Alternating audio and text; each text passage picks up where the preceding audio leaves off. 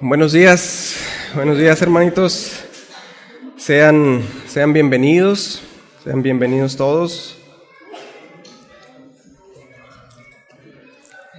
Bien, pues vamos a la palabra, hermanitos, ¿qué les parece?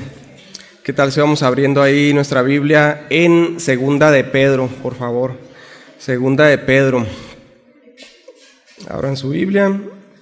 Segunda carta de Pedro, capítulo 3, versículo 18. Me avisan cuando lleguen.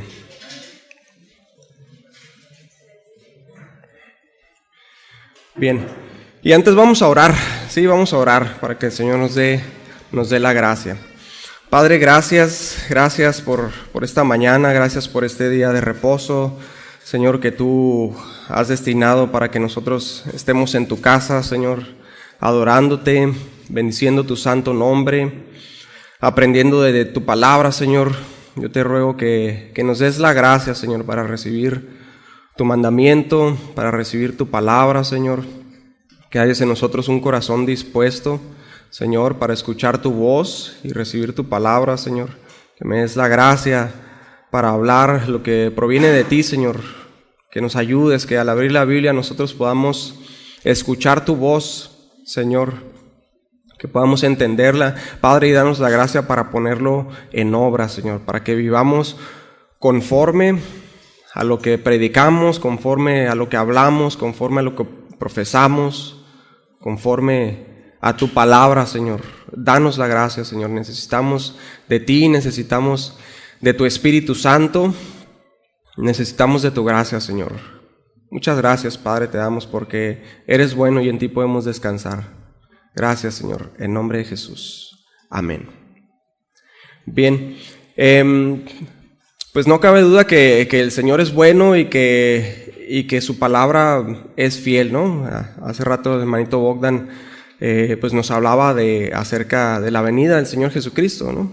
Y en la mañana escuchaba la enseñanza del pastor Chuy Olivares y habla del mismo pasaje. Hasta le dije a mi esposa, me hackeó la compu y me robó el bosquejo porque pues el Señor es fiel, ¿no? Y a pesar de nosotros, que somos imperfectos, la verdad, pues Él permanece fiel, ¿sí? Y Él nos habla a través de su palabra.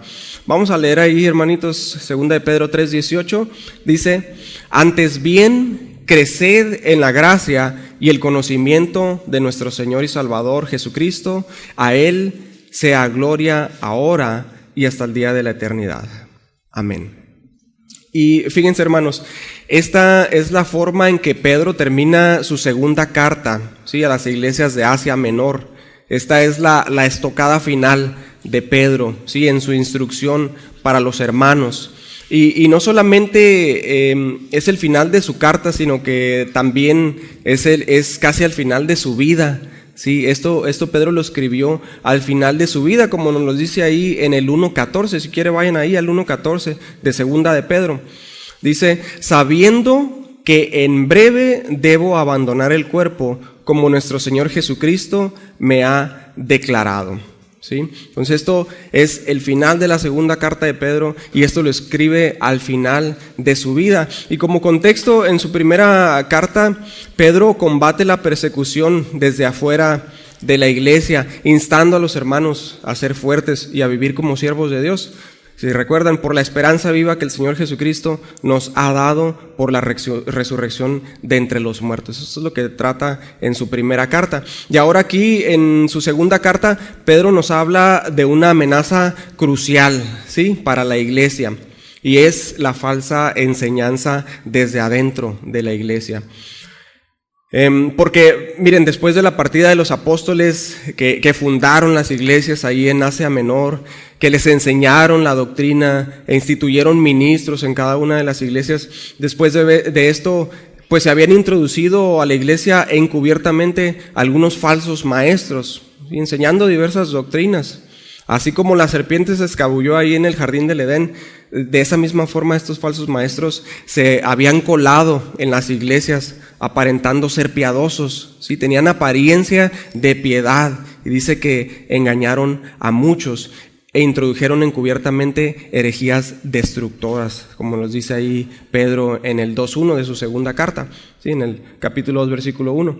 Y algunos pues apostataban de la fe, ¿sí? Se apartaban de los caminos rectos del Señor. Y Pablo nos habla mucho acerca de esto en sus cartas, ¿sí? Juan también lo hace en sus cartas. Judas, no se diga, les dio durísimo a los falsos.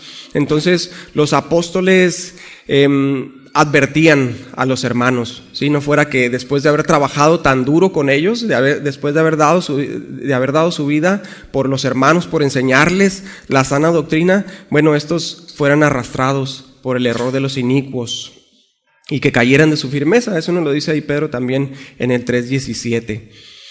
Y vemos que Pedro aquí en su segunda carta no ataca tan directamente a los falsos y a su enseñanza, sino que él no nos habla así a detalle de cuáles eran las enseñanzas, tan a detalle, sino que ataca el problema explicándonos ahí, Pedro, que debemos crecer en el conocimiento de Dios.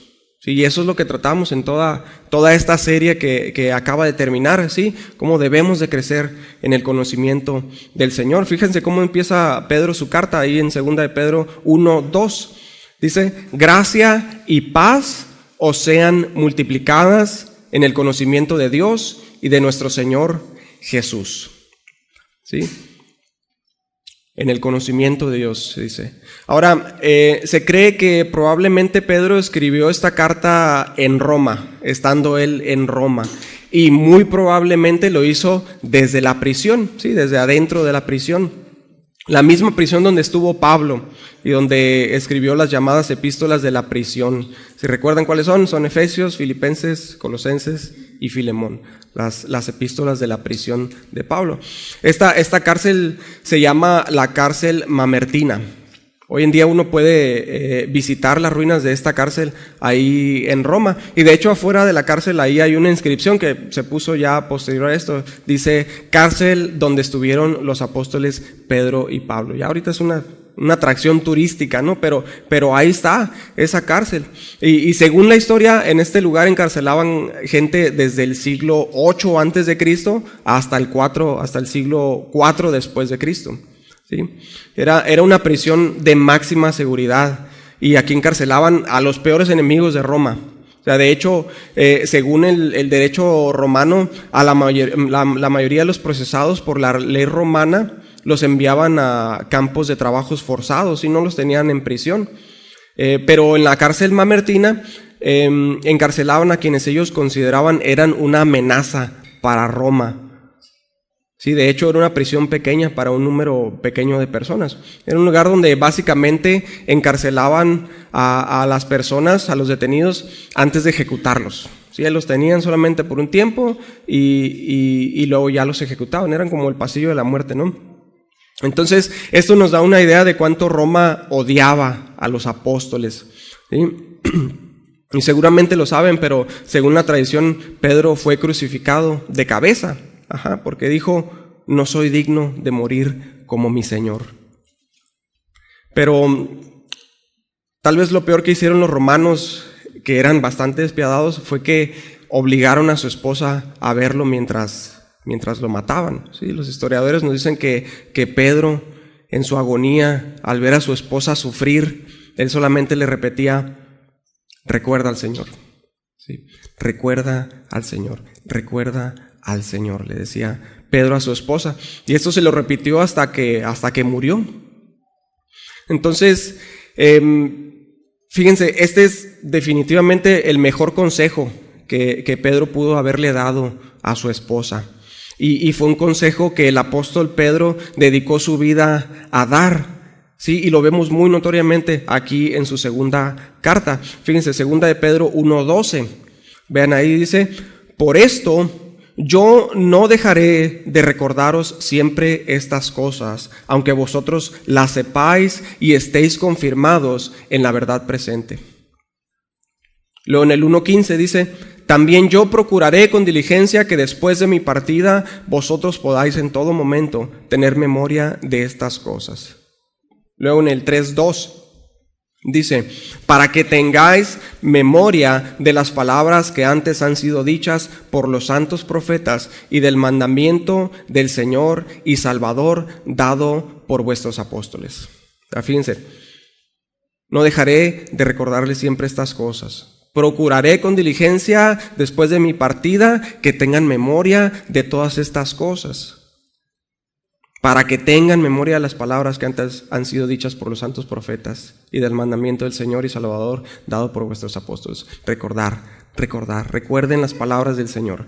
Si Pedro estaba haciendo lo que el Señor le encomendó cuando le dijo, apacienta a mis ovejas, apacienta a mis ovejas. Pedro, apacienta a mis ovejas. Entonces vemos que Pedro pues atendió, ¿no?, la instrucción y él dedicó su vida en recordar a los creyentes lo dicho por el Señor Jesucristo, ¿sí?, hasta el último aliento. No se distraigan, hermanitos.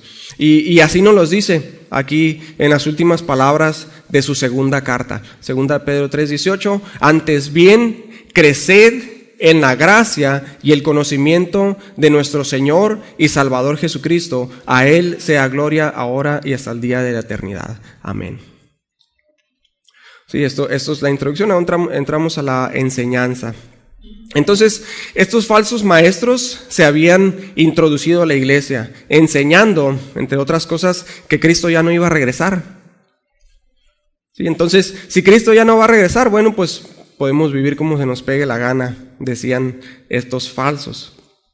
¿Sí? No solamente estaban negando la segunda venida del Señor, sino que, según los describe Pedro ahí en el capítulo 2, estaban llenos de impiedad. Tenían los ojos llenos de adulterio y estaban habituados a la codicia. Y dice, son hijos de maldición. Los seducen con palabras infladas y vanas, con concupiscencias de la carne y disoluciones. Les prometen libertad y son ellos mismos esclavos de corrupción. Mejor les hubiera sido no haber conocido el camino de la justicia, que después de haberlo conocido, volverse atrás del santo mandamiento que les fue dado.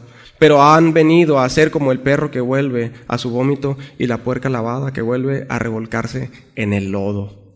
Se les habla de una manera muy fuerte, Pedro, y les advierte a la iglesia de estos falsos maestros que no los sigan o van a terminar como ellos. ¿Sí? Y no solo ellos eso, sino que los instruye en qué es lo que deben de hacer. ¿Sí? Y en esto es en lo que nos vamos a enfocar en esta mañana. Porque fíjense, desde el capítulo 1 empieza la instrucción, como vimos, les dice, recuerden sus promesas. O sea, recuerden su palabra, recuérdenla. ¿Sí? Es la palabra profética más segura. Bien haremos en estar atentos a ella, como a una antorcha que alumbra en lugar oscuro hasta que el día esclarezca y el lucero de la mañana salga en vuestros corazones. Recuerden al Señor, les dice. Recuerden sus palabras, les dice una y otra vez. Después en el capítulo 3, Pedro ataca esta falsa doctrina de que no habrá una segunda venida, ¿sí? De que no habrá un juicio, como muchos siguen diciendo hoy en día. Sí, a mí me ha tocado compartir la gente y a veces tocar el tema de la segunda venida de Cristo y dicen, no, pues eso ya lo están diciendo desde hace mucho tiempo.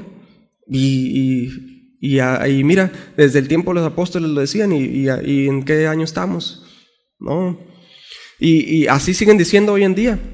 Y así decían estos falsos apóstoles, estos falsos maestros. Pero les dice Pedro ahí en su carta, a ver, o sea, espérense tantito. O sea, el Señor ya antes destruyó la tierra en el diluvio y lo va a hacer otra vez. No por agua, porque Él ya prometió que no sería así, que ya no sería así, sino por fuego.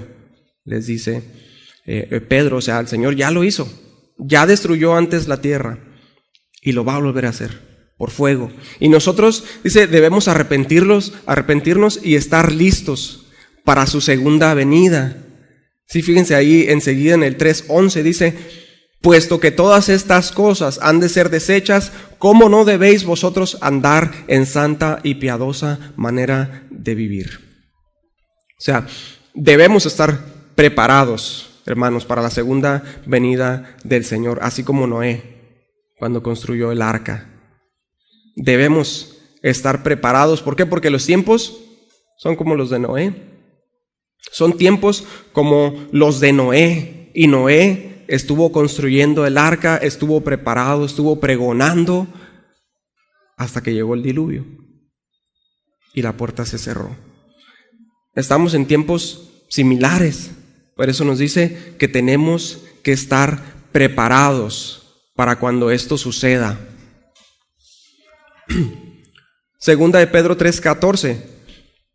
Por lo cual, oh amados, estando en espera de estas cosas, procurad con diligencia ser hallados por Él sin mancha e irreprensibles en paz.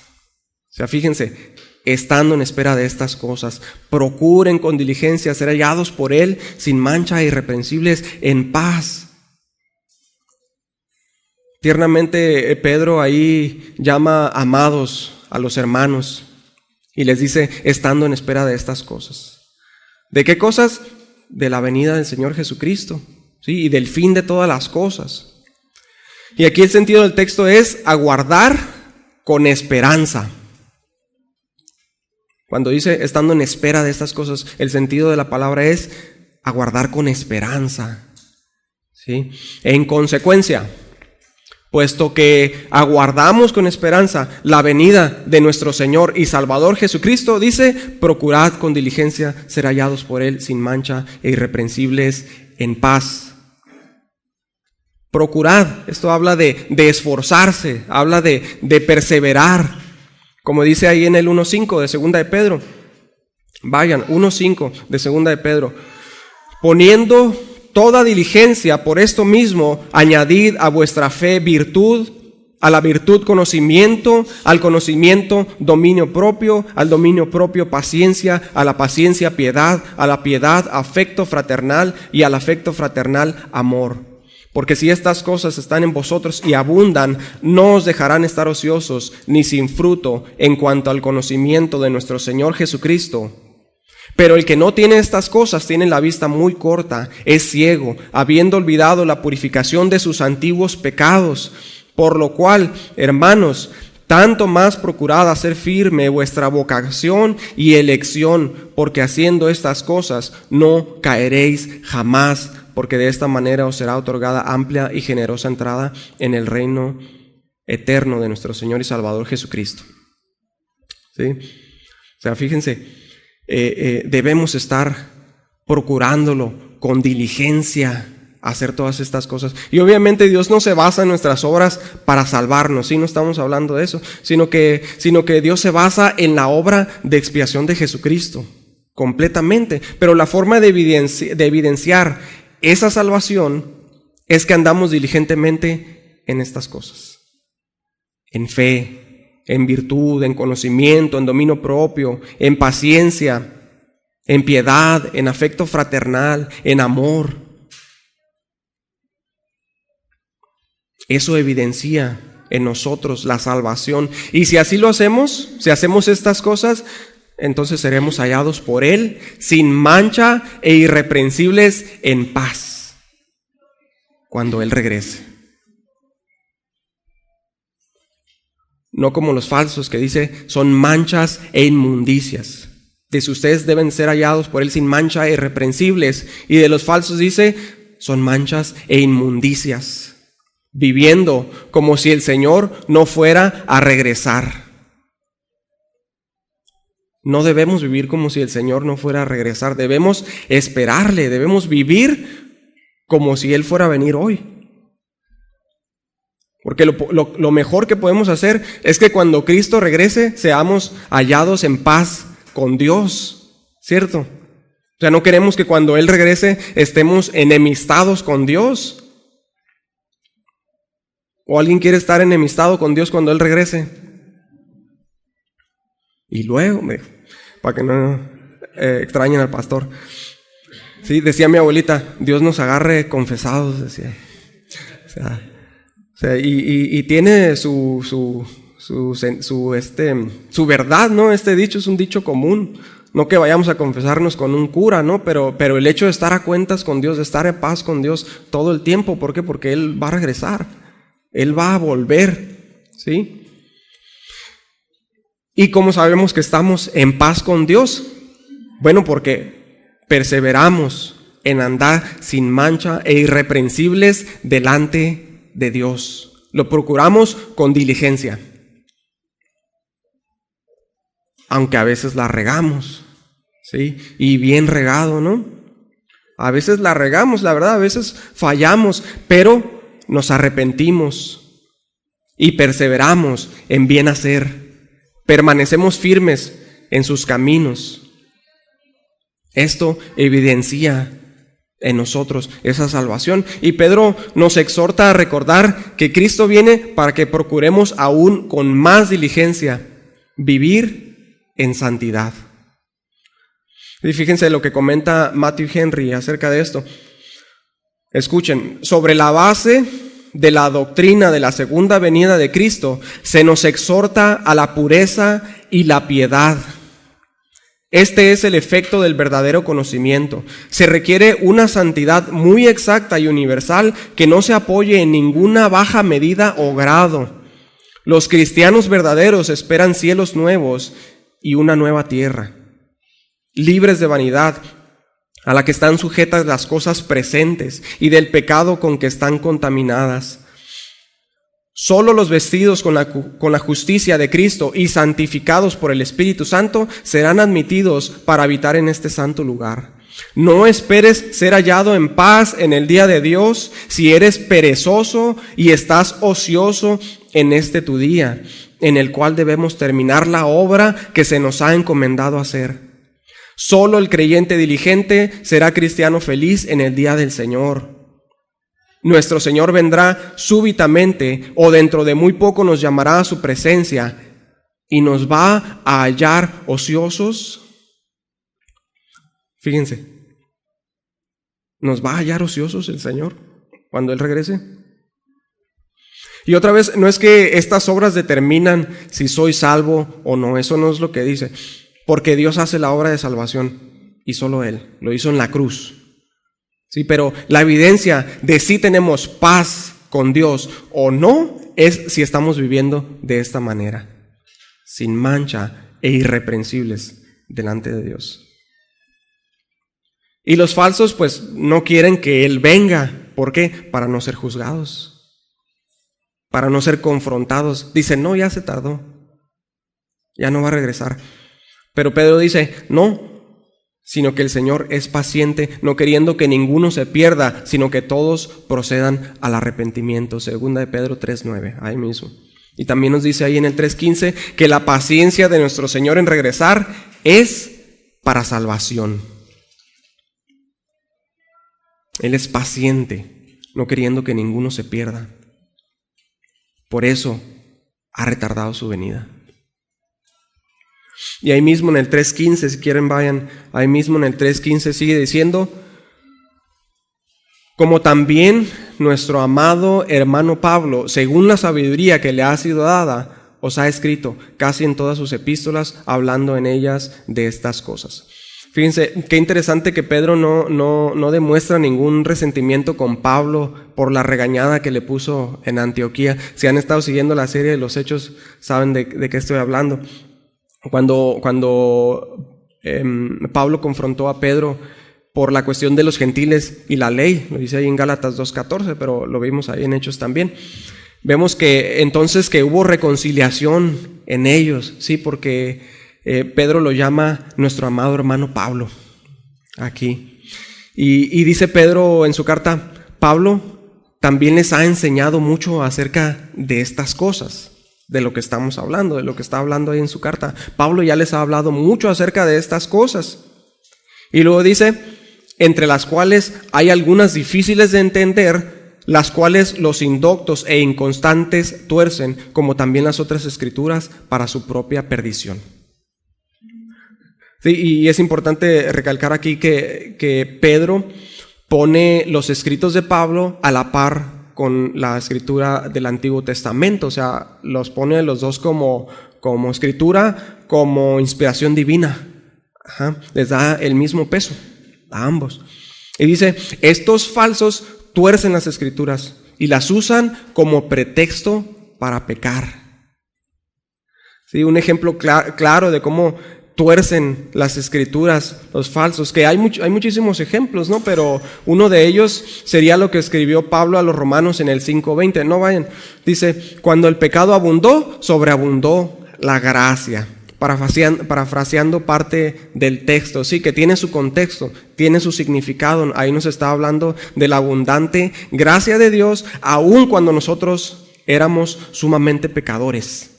Pero hay un llamado al arrepentimiento, ¿sí? Y los falsos lo sacan de contexto y dicen, bueno, pues, gloria a Dios, aleluya, cada quien agarre la suya y a darle vuelo la hilacha, ¿no? Pecaremos para que abunde la gracia, decían los falsos. Y Pablo les dice ahí mismo, en Romanos 6:1, dice, ¿qué pues diremos? ¿Perseveraremos en el pecado para que la gracia abunde? En ninguna manera. Porque los que hemos muerto al pecado, ¿cómo viviremos aún en él? ¿O no sabéis que todos los que hemos sido bautizados en Cristo Jesús hemos sido bautizados en su muerte?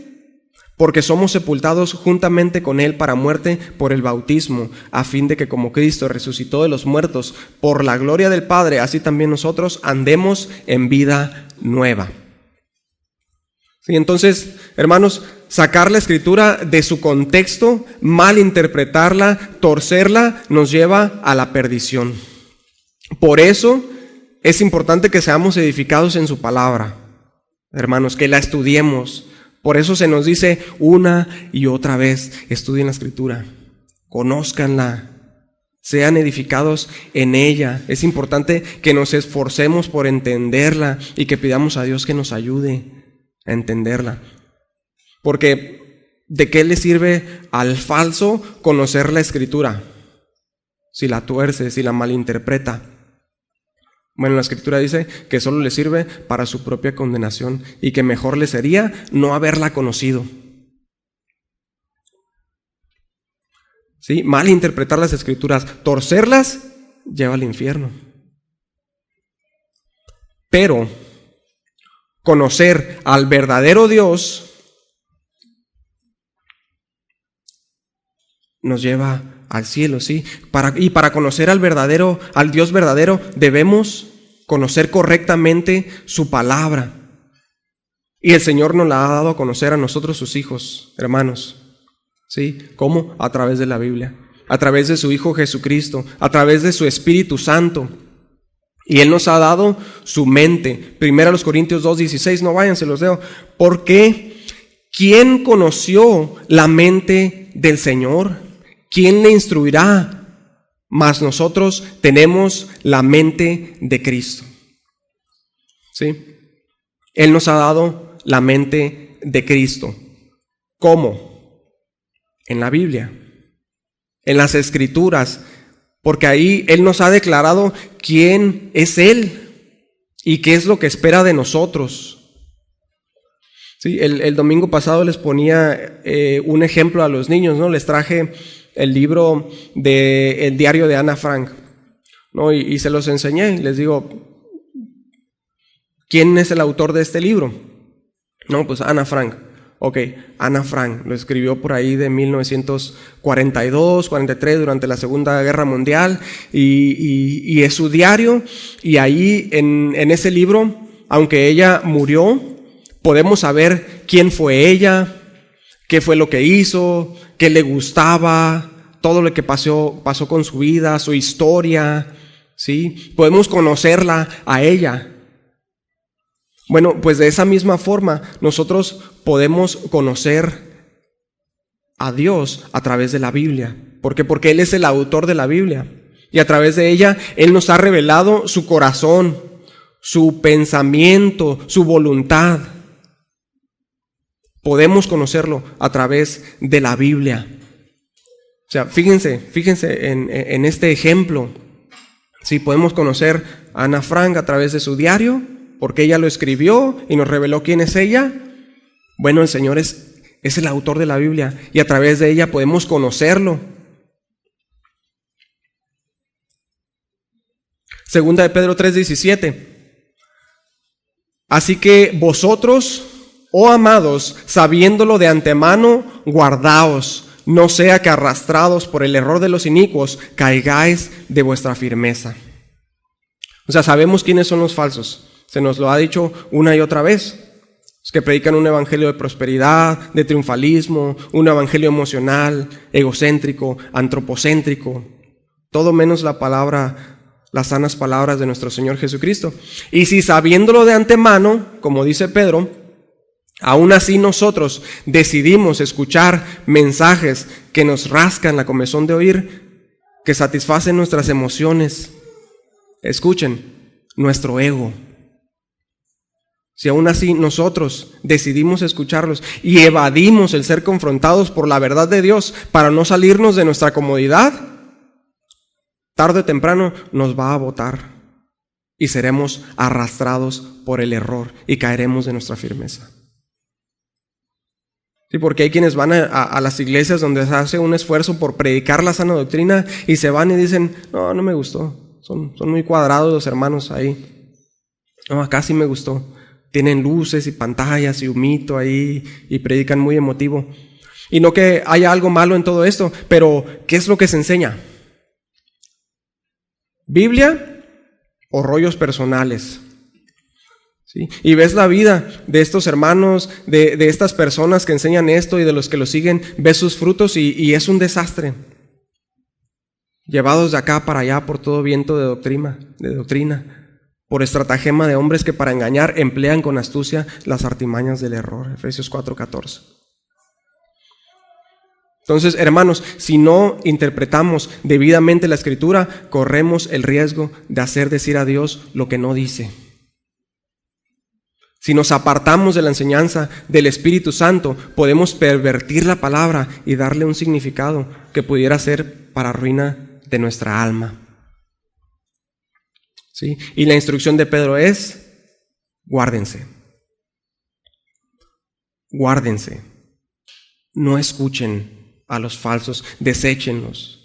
Deséchenlo. Ten cuidado de ti mismo y de la doctrina, dijo el sabio Pablo al joven pastor Timoteo. O sea, vigilen todo lo que escuchen, hermanos. No importa de quién venga, escudriñen las Escrituras para comprobar si es cierto lo que dice el predicador. Incluso de acá arriba.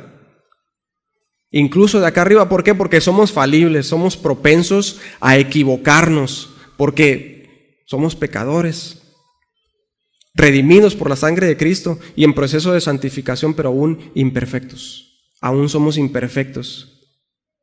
¿Sí? Pero hay una gran diferencia, hermano, entre no tener todo claro y equivocarnos como predicadores e ir corrigiendo cosas, a hacer un falso y tergiversar la doctrina voluntariamente, a sabiendas. Sí, por eso la advertencia, guárdense, estén vigilantes, escudriñen las Escrituras para ver si esto es así. Y otra vez no está hablando de perder la salvación. La salvación depende única y exclusivamente de Dios. Y nuestra seguridad, escuche bien, nuestra seguridad reside completamente en Él. Pero la advertencia es clara. Guárdense para que no sean arrastrados por el error, para que no caigan de su firmeza. ¿Por qué? Porque la acción de vigilar, hermanos, es lo que va a aumentar nuestra confianza. Va enhilando todo esto con el tema central, sí, que es la venida de nuestro Señor Jesucristo. La acción de vigilar, hermano, es lo que va a aumentar nuestra confianza en nuestro andar como cristianos. Cuando nosotros vivimos guardando nuestro corazón y caminamos guiados por la palabra de Dios y por su Espíritu Santo. Sí, a mí me gusta mucho correr, ¿no? en el monte. Me gusta mucho irme al monte y correr.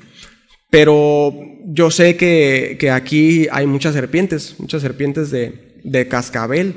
Entonces, cuando voy corriendo ahí por los senderos, sé que tengo que ir vigilante. Sé que tengo que ir viendo porque hay serpientes de cascabel y muchas veces me he topado con serpientes, muchas veces. Y pues las veo y se pierden, o sea, se camuflan, no se distinguen porque son del mismo color de las piedras y todo. Entonces sé que tengo que ir viendo muy bien y me las he topado y a veces me paro o a veces ya me paro, les doy la vuelta y sigo, ¿no? O a veces me ha tocado que ya las tengo encima y las brinco, ¿no? Nomás le hace así la serpiente. Y ya las brinco y le doy, ¿no? Pero sé, y eso no es nada, güey. Así la serpiente. El puro cascabel. Pero entonces yo sé que si no vigilo, bueno, me puede picar esa serpiente y puede ser mortal o puede ser que me tengan que amputar una pierna o puede ser mortal incluso. ¿Sí? Entonces tengo que estar vigilante, tengo que estar viendo, tengo que tener cuidado para poder evadirlas, para poder sacarles la vuelta. ¿Sí? Bueno, los cristianos, los nacidos de nuevo, somos llamados a vigilar. Somos llamados a estar vigilantes, porque es a través de vigilar que somos preservados. Sí, así como correr por el sendero y vigilar que no hay una serpiente para preservar mi vida, así nosotros como creyentes tenemos que estar vigilantes para que podamos ser preservados en nuestro caminar. La salvación, ahí está, es de Cristo. Él nos la ha dado a través de su Hijo Jesucristo, pero nosotros somos llamados a vigilar para ser preservados y para que podamos crecer, escuche bien, para que podamos crecer y ser útiles para su obra. Tenemos que vigilar, tenemos que estar vigilantes, porque, hermanos, la tentación está por todos lados. Por todos lados. Si nos ocupamos de nuestro trabajo, ahí hay tentación. En la escuela hay tentación. Si nos retiramos a nuestras casas, hay tentación. Sí, en la iglesia también. Leyendo la Biblia también.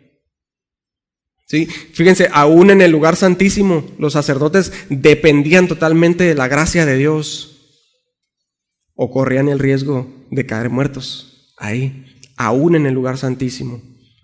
Entonces, dependemos completamente de la gracia de Dios. Aún en estos momentos podemos pecar con nuestra mente, hermanos, y caer en el error.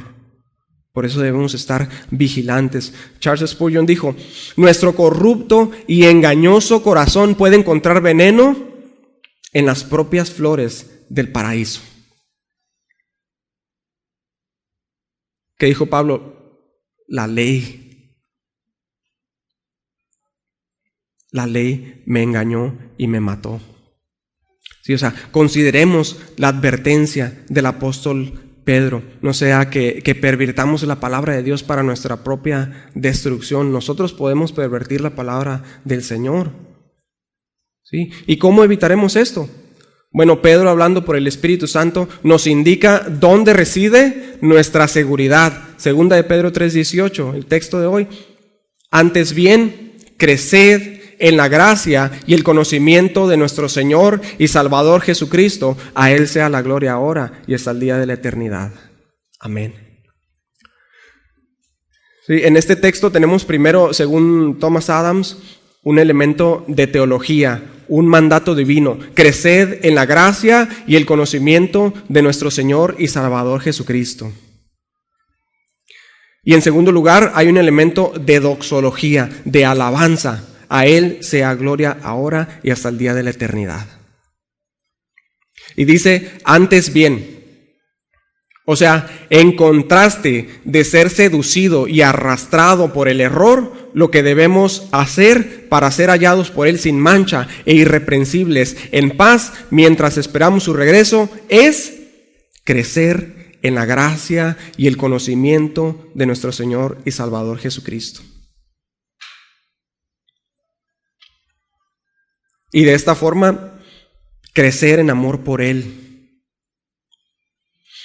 Porque entre más conocemos su palabra, entre más conocemos a Dios, a Jesús a través de su palabra, más le amamos. Porque podemos ahí ver todos sus atributos, hermano, su hermosura, su grandeza, su misericordia, su justicia, su amor y todos sus sublimes atributos. Ahí los podemos ver en su palabra. Y Él es todo deseable, todo codiciable. Y su palabra es dulce más que la miel, codiciable más que el oro fino. Sus mandamientos rectos, fieles, justos, buenos, deseables.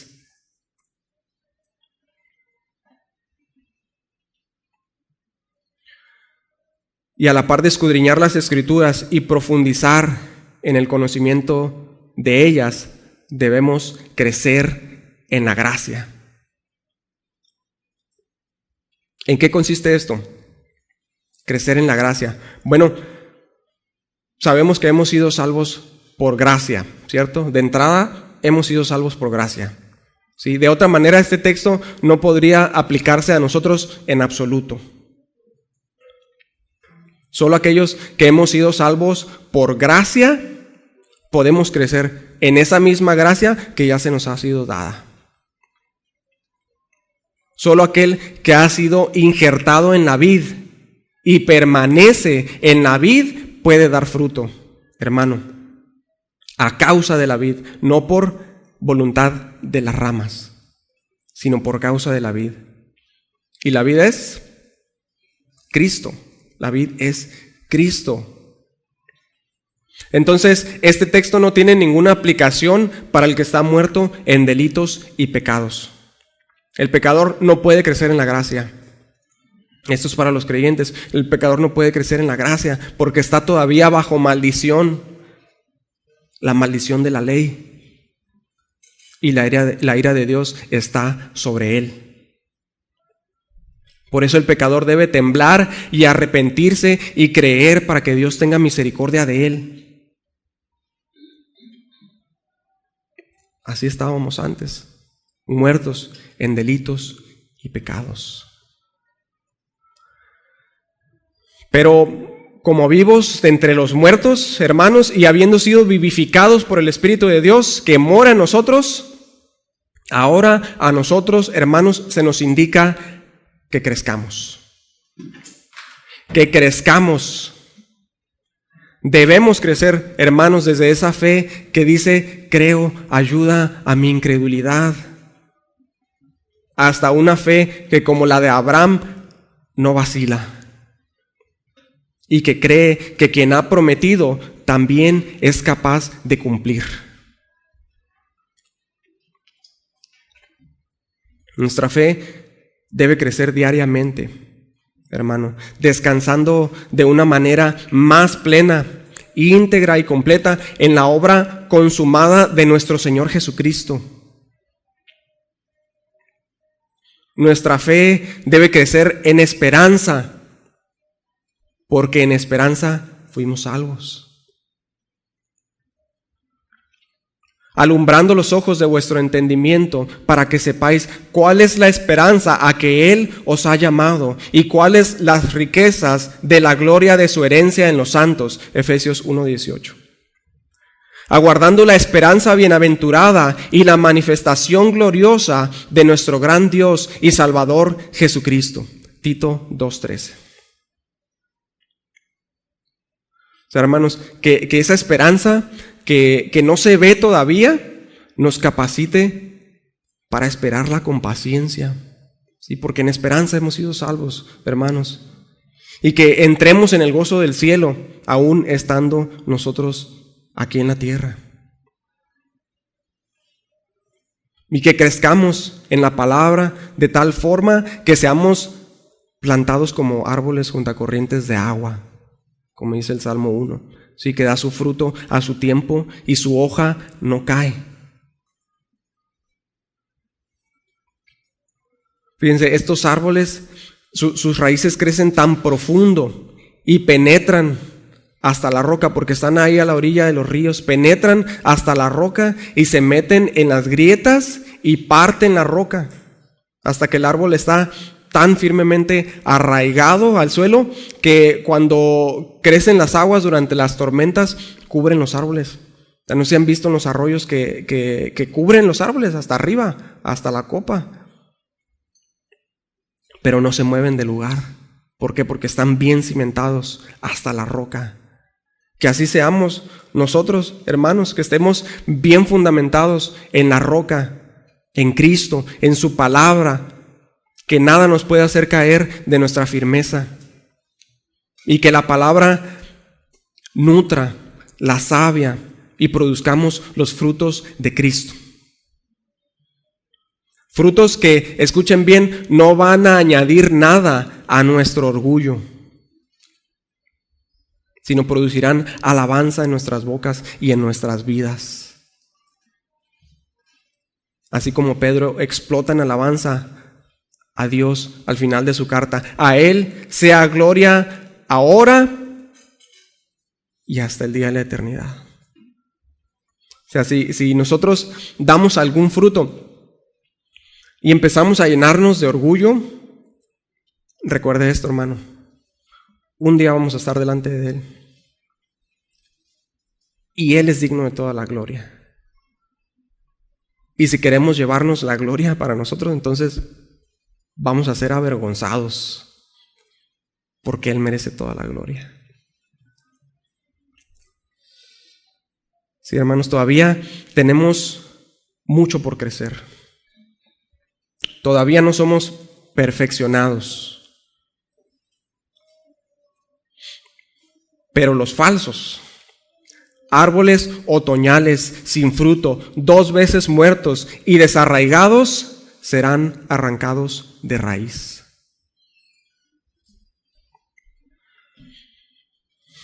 Por lo tanto, hermanos, oren pidiendo crecer en una comunión más íntima, más intensa con el Señor. ¿Alguien me puede ayudar con el piano, no? Está bien. Cabo ni quería. Entonces, oremos, hermanos, pidiendo crecer en una comunión más íntima, más intensa con el Señor. Oremos pidiendo ser útiles para su obra y pongámonos en acción. ¿Sí? Que así como crecemos en conocimiento de Dios, nuestra iglesia pueda crecer en número, trayendo cada día a aquellos que han de ser salvos. Oremos para que podamos crecer en fe y en amor y en cada una de sus gracias. Fíjense, Charles Spurgeon dijo: en la medida en que no creces, no vives. En la medida que tu fe, tu amor y tu gracia no aumenten, y en la medida que no madures para la cosecha, has de temer y azotarte. No sea que tengas un nombre que indica vida, pero estás desprovisto de ella. No sea que tengas nombre de que vives, pero estás muerto. Apocalipsis 3:1. Cuidado, hermanos.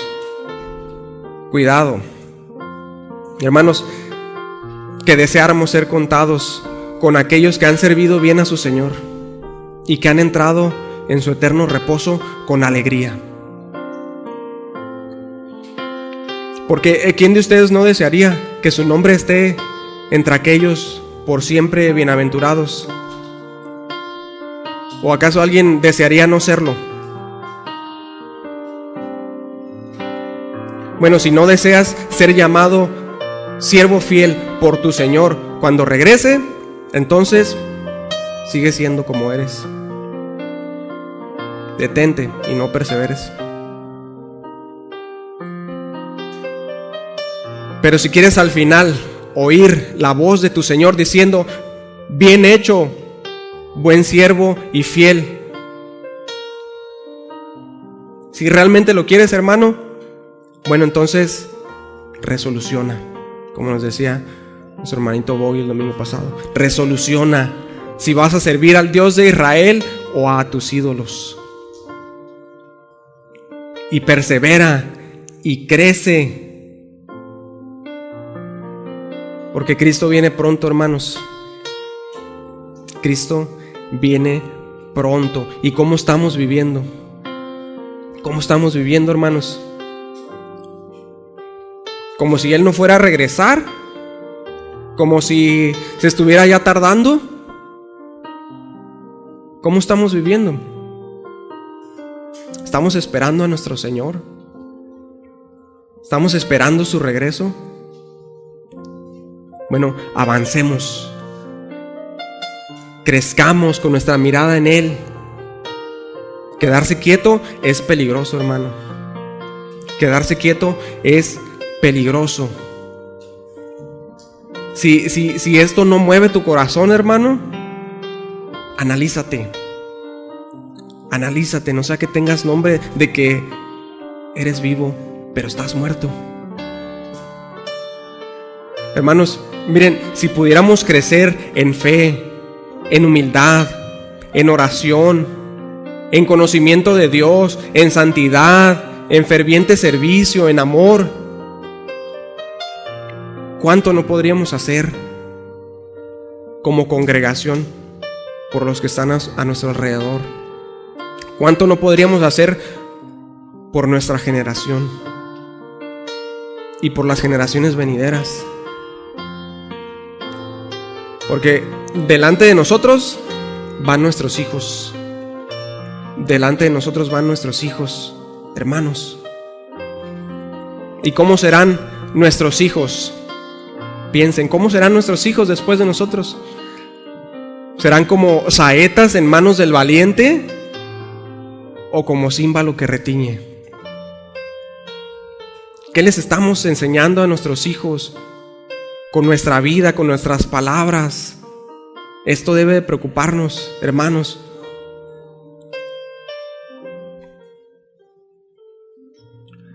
Pero preguntará alguien, bueno, ¿y cómo podemos crecer en la gracia? ¿Cómo puedo yo crecer en la gracia? ¿Qué tengo que hacer? La respuesta es bien fácil, bien sencilla, hermano. Aquel que te dio la gracia al principio te proveerá más de su gracia hasta el fin, hasta el final. Esfuérzate en la gracia, dijo otra vez el anciano Pablo al joven Timoteo. Tenemos los medios de la gracia, hermanos. Un estudio más diligente de las Sagradas Escrituras, una fiel recepción de su palabra, una comunión más constante con el Señor Jesucristo, una mayor actividad a favor de su gracia, a favor de su causa. Y sigue la lista. Debemos hacer estas cosas para crecer en la gracia. Y si hacemos estas cosas, fíjense, nunca vamos a estar atrofiados, ni nos quedaremos enanos, como también se nos ha enseñado. Hazlo, hermano. Y quien te ha dado la vida por gracia, aquel que te ha dado la vida por gracia, quien te ha salvado de la condenación eterna por su gracia, te capacitará para cumplir la palabra que habló por medio de su apóstol, diciendo: creced en la gracia y el conocimiento de nuestro Señor y Salvador Jesucristo.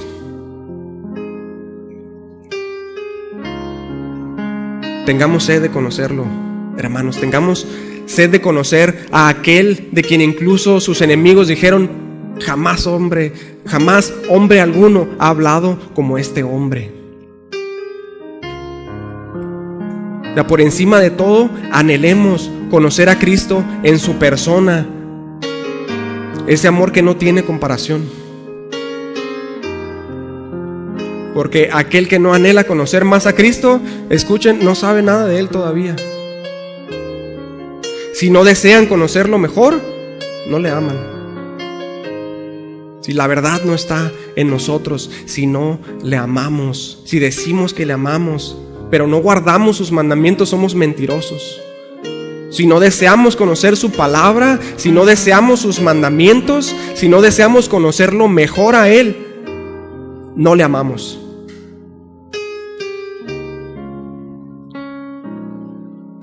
Pero si ustedes conocen el amor de Jesús, como el ciervo brama por las corrientes de las aguas, así clamarán ustedes por Él. Anhelemos conocerle, hermanos. Anhelemos conocer al Señor, y que nuestro estudio de la Escritura y nuestro crecimiento en la gracia y en el conocimiento de Cristo tengan este objetivo más preeminente: vivir para dar gloria desde ahora y para siempre a aquel que nos amó y nos compró con su sangre. Y que digamos siempre amén a la doxología de alabanza de Pedro. A Él sea gloria ahora y hasta el día de la eternidad. A ese Dios que hizo los cielos y la tierra, y sin quien nada de lo que ha sido hecho fue hecho, quien en su infinita misericordia se convirtió en la fianza del pacto, despreciado y desechado entre los hombres, varón de dolores y experimentado en quebranto, que llevó nuestras culpas sobre el madero, que rompió las ataduras de la muerte, quien subiendo a lo alto llevó cautiva la cautividad, al que está sentado a la diestra del Padre y que pronto vendrá para ser nuestro juez. A Él sea gloria ahora y hasta el día de la eternidad. Amén. Vamos a orar, hermanitos. Padre, gracias. Gracias, bendito Dios, por tu palabra. Gracias por lo que tú, Señor, nos has revelado a través de tu apóstol. Señor, gracias porque tú nos recuerdas y nos exhortas y nos dices que tú vendrás pronto, que tu venida se acerca y que debemos vivir esperándote. Señor, ayúdanos, que no nos llenemos, que no estemos estáticos, Señor, que no estemos sin respuesta, que no nos encuentres siendo perezosos, siendo negligentes, como si tú no fueras a regresar. Ayúdanos, Señor, viviendo cada día como si tú fueras a venir hoy. Ayúdanos, Señor, a vivir esperando tu regreso. Ayúdanos a no quedarnos estáticos, sino a avanzar, a crecer en el conocimiento de Jesucristo y a crecer en la gracia, Señor, esa gracia que tú nos has dado. Ayúdanos a crecer, Señor. Ayúdanos a avanzar, ayúdanos a madurar, ayúdanos a progresar, a crecer en santidad,